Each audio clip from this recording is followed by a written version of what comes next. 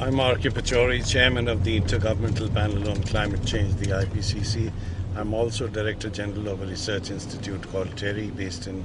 New Delhi, and Director of the Yale University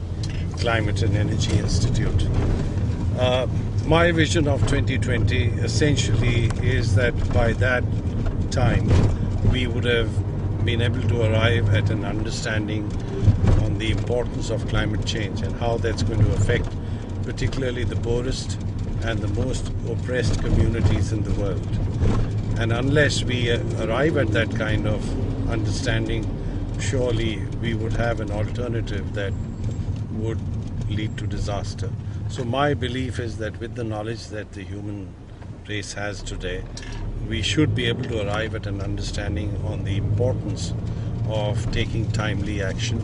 by which we can prevent that kind of disaster scenario. I also believe that we would be in a situation by which we can get secure supply of energy for every section of society, and this of course will be driven by renewable sources of energy, and that our dependence on fossil fuels would have gone down significantly by 2020.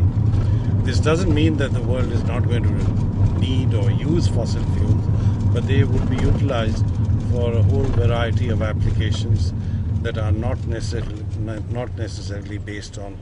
burning fossil fuels to create energy.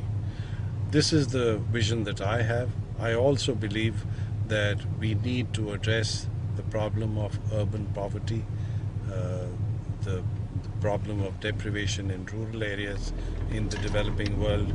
and I expect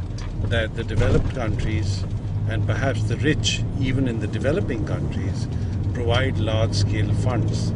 to help create infrastructure, to create knowledge, and the ability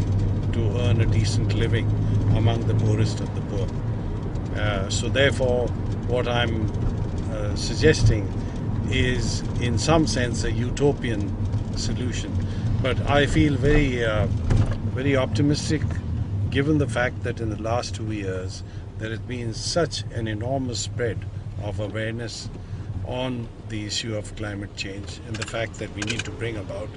a major transformation of society. And I think if this momentum is continued, I have no reason to believe that we won't be able to create something that's close to the utopian vision that I'm trying to place before you.